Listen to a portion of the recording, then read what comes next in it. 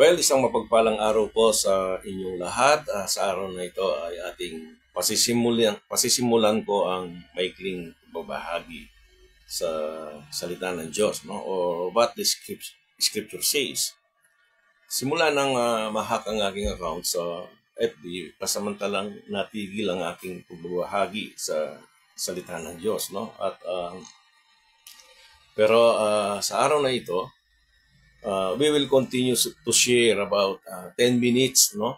Hopefully sa araw-araw, no, makakapag-post tayo sa salita ng katotohanan, ano? Hoping ito ay magiging blessing, ano? And a time of edification, ano, to each and everyone, ano? So ayon sa talata bilang panimula sa sulat ni Apostol Pablo sa 2 Timothy chapter 2 verse 15. Ang sabi sa talata, study to show thyself approved unto God, a workman that needeth not to be ashamed, rightly dividing the word of truth. So, tayong mga Bible believers or masasabi nating Bible students, no? Mahalaga na makita natin kung ano ba ang layunin ng Diyos sa kanyang salita sa buhay natin bilang isang mananampalataya. Ang Biblia ay may 66 na aklat, no? Mula Genesis hanggang sa Revelation, no? About 40 writers na man of God. Nasa loob ng 1600s na o 1600 years bago ito na-compile, no, into a library or what we call na Biblia, no? Ang 66 books na 'yon, ano? Sa pagitan ng 1600 years. So, si Pablo ay sumulat kay Timoteo while ministering in Efeso. Sa mga panahon na yon, may mga problema na kinakaharap si Timoteo, no, tungkol sa mga doctrinal issues, no, or false teachings, mga usaping walang kabuluhan, mga pagbaling sa mga katha ng tao, and the perilous times in the last days in chapter 3. Ito yung nangyayari, ano, at sumulat si Pablo kay Timoteo, no. Inihikayat ni Pablo si Timoteo sa kanyang sulat sa 2 Timothy chapter 2 verse 15 ng ganito. Study to show thyself approved unto God, a workman that needeth not to be ashamed, rightly dividing the word of truth. So, may tatlong bagay na ating matutunan sa talatang ito, no? Una, ano ba ang dapat gawin ng isang mananampalataya o lingkod ng Diyos, ano? Pagkatapos na siya ay naligtas. Meron siyang dapat na malaman, ano? Of course, tandaan natin, hindi lamang na layunin ng Diyos na maligtas ang isang tao. Pagkatapos na sumampalataya ang isang tao, of course, ito ay sumampalataya sa pamamagitan ng mabuting balita ng kaligtasan, no? Sa pamamagitan ng kamatayan, pagkalibing, at muling pagkabuhay ni Jesus, ano? So, pagkatapos siya ay pagkatapos na naligtas ang tao, nararapat lamang na siya ay lumago sa kanyang buhay espiritual, ano? Sabi nga sa sulat ni Pedro, but grow in grace and in the knowledge of our Lord Jesus Christ. Ito yung isang paraan upang ang isang mananampalataya ay lumago, no? Isa lamang paraan upang lumago sa espiritual ng isang tao sa pamamagitan ng salita ng Diyos, no? As a newborn babes, desire the sincere milk of the word, which is the word of God, no? Ang salita ng Diyos ay inahintulad, ano, sa isang dalisay na gatas na kailangan ng isang sanggol. Of course, ano, ito kailangan puro, no? Kaya napakahalaga na masimulan ng isang bata sa pamamagitan ng purong gatas ng kanyang ina, no? Sa 2 Timothy chapter 2, 2 Timothy chapter 2 verse 15, una kailangan natin itong pag-aralan, ano, or study, no? 3 beses lamang nabanggit ang salitang study sa iyong Biblia.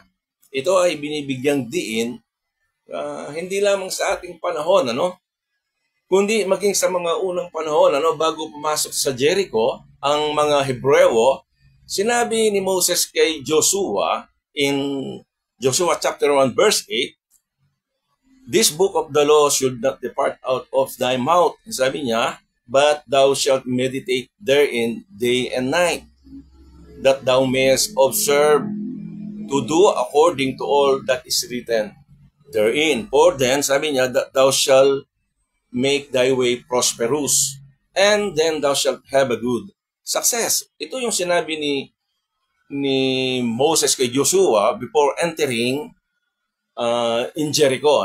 Bagamat ang talatang ito ay may kaugnayan sa kautusan ni Moses na ibinigay ng Diyos para sa kanyang bayang Israel, of course, kailangan nila itong dili-diliin at isapuso upang kanilang matupad. Of course, kailangan nila itong basahin at aralin. So, ang salitang success ay minsan lamang nagamit, by the way, ito, sa iyong Biblia, ang salitang success. Ayon sa kautusan, in order to attain good success, by the way, yung success, mababasa lang natin minsan lamang sa talatang yon, Joshua chapter 1 verse 8. So, to attain good success, mayroon itong kaugnayan sa kautusan na ibinigay ng Diyos sa kanila, sa bayang Israel. Kailangan nila itong basahin araw-araw at gabi, upang kanilang magawa. Subalit sa panahon natin, good success ay madalas na sinusukat sa antas na narating ng isang tao, di ba? Kung gaano nakalaki ang tinatangkilik nito o kahit sa anumang larangan ng buhay ng iyong narating, doon ang sukatan, dito sa ating buhay pangkasalukuyan, subalit hindi ito sapat na batayan sa turo ng Biblia. Ang paraan ng Diyos sa bayang ito upang makamit nila ang isang good success sa bayang Israel, kailangan nilang dili-diliin ang mga kautusan upang malaman nila kung ano ang dapat nilang gawin sa kanilang pang-araw-araw na buhay. Ganon din si David, ang kanyang kasiyahan ay nasa kautusan ng Diyos. Kanya itong binubulay araw at gabi. Mababasa natin ito sa Psalms chapter 1. Basahin na lang ninyo doon. Ito rin ay may kaugnayan upang ito ay guminhawa. Inahintulad sa isang halaman siya ay naitanim sa batisan, sa tabi ng batisan. Ibig sabihin, kanya itong binabasa at marahil isinasaulo ang kautusan. Paul encouraged Timothy to study the word of truth. Si Pablo ay hindi nakatingin sa mga pansamantalang bagay sa mundong ito. Ang hangarin ni Pablo sa kanyang sulat kay Timoteo, marahil upang makita niya ang katotohanan na nakasaad ayon sa sinasabi ng Biblia. Yun, Kaya nga sinabi ni Pablo kay Timoteo, 2 Timothy chapter 2 verse 7, ang sabi niya doon, isipin mo ang sinasabi ko sapagkat bibigyan ka ng Panginoon ng pagkaunawa.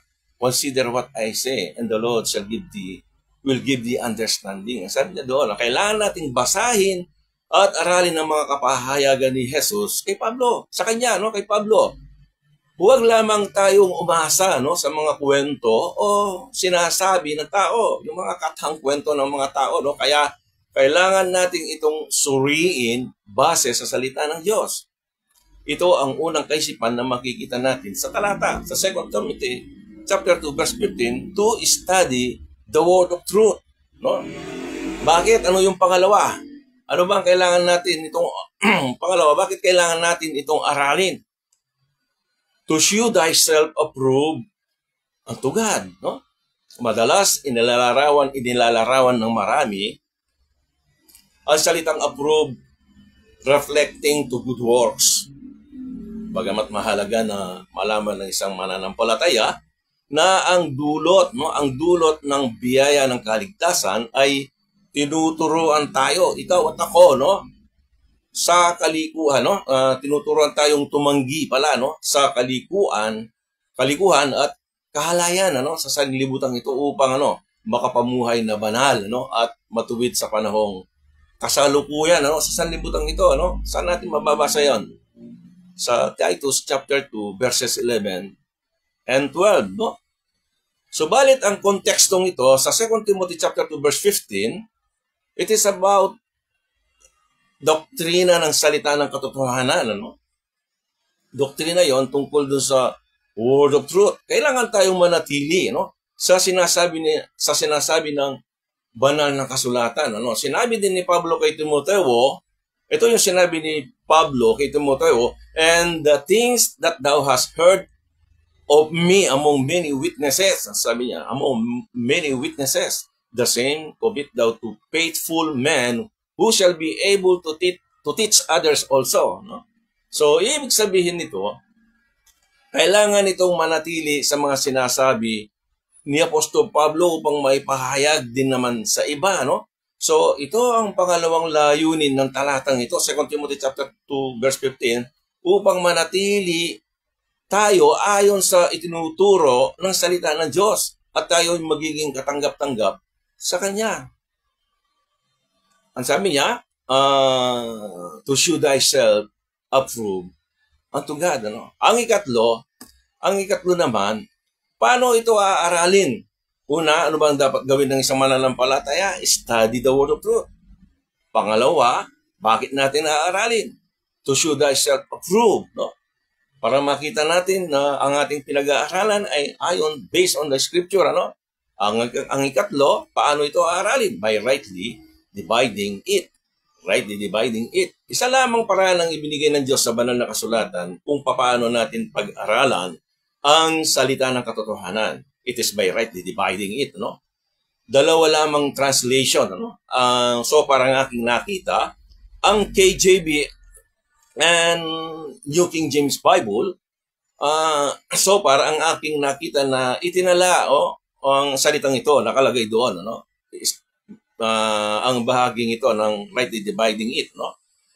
Ang sabi sa Hebrew chapter 1 verse 1, God, who at sundry times and in diverse manners, ang sabi niya doon, spake in time past unto the fathers by the prophets. Malinaw ang Diyos ay nangusap sa nakaraan sa iba't ibang paraan. Ibig sabihin, ang pakikitungo ng Diyos sa bawat panahon sa tao ay nagbabago. Ay may mga natatang instruction ang Diyos sa bawat panahon. Hindi pare-parehas. Or dispensation. Lahat ng kasulatan ay naisulat para sa tao. Para sa tao, lahat ng kasulatan. Subalit, hindi lahat ng katotohanan na yan ay nanguukol sa isang tao o sa isang grupo ng tao. So, every day, I hope na magkaroon tayo ng 10 minutes. For the meantime, we will continue next time, at ating sususugan ang ating paksang ito. At salamat, and God bless. To God be the glory.